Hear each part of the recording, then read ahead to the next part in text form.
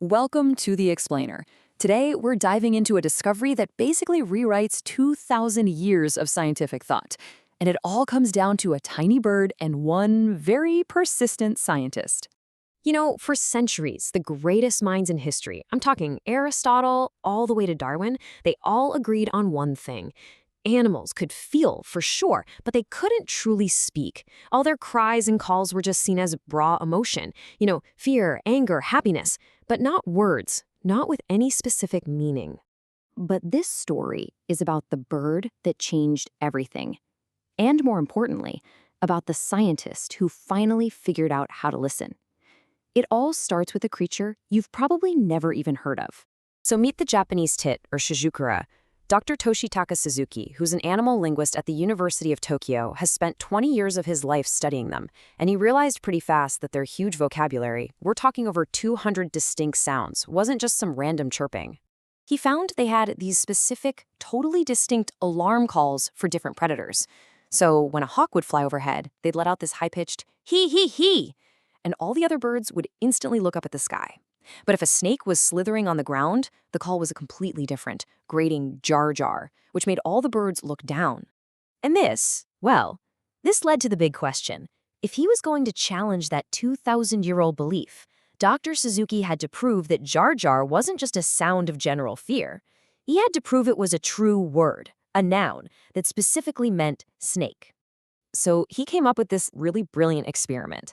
It's based on a simple quirk of our own minds, right? The power of words to make us see things that aren't actually there. Like, if I say the word apple, an image of an apple just pops into your head. The word creates a mental image. The question was, could a bird's call do the same thing?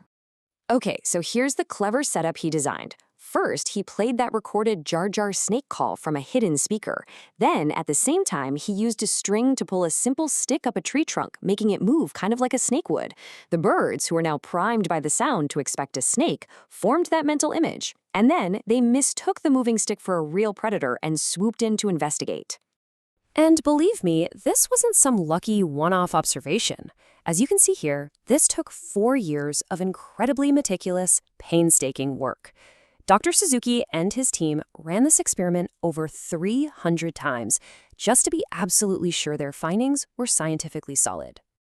And the conclusion was, well, it was undeniable. The sound jar jar actually makes the image of a snake pop into the birds' minds. So for the very first time, science had proven that an animal uses a specific sound as a word for a specific object.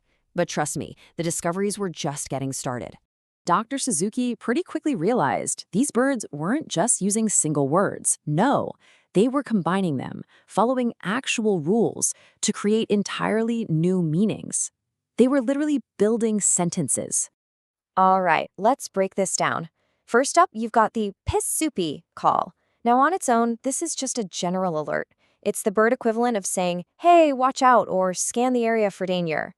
Then you've got the GG call. This one's more of an invitation, a recruitment call.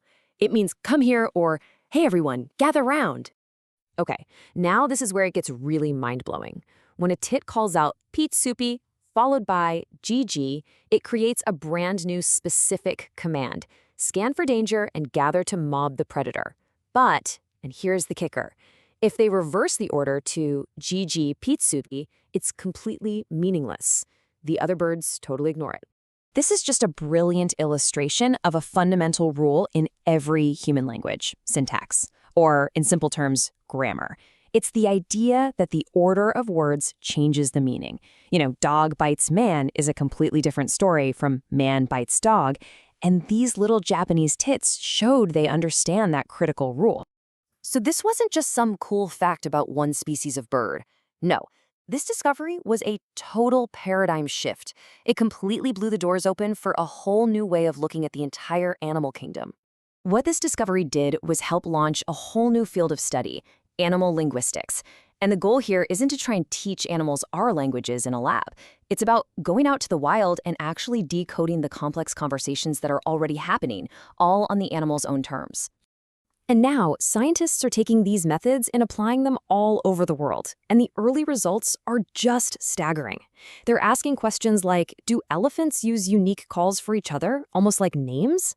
They're finding that chimps might combine calls to make new meanings. And they've even confirmed that different species can learn to understand each other's alarm calls, creating this incredible multilingual warning system in the forest. I think the big takeaway from all of this is that we've been living right in the middle of this vibrant, talkative world. It's not that the animals were silent, it's that for thousands of years, we've basically been culturally deaf to their conversations. So, the next time you hear a bird singing, maybe you'll stop and wonder, is that just a pretty sound? Or are you actually eavesdropping on a complex conversation? This research proves that we are surrounded by voices we are only just beginning to understand, and it really makes you wonder, what else have we been missing?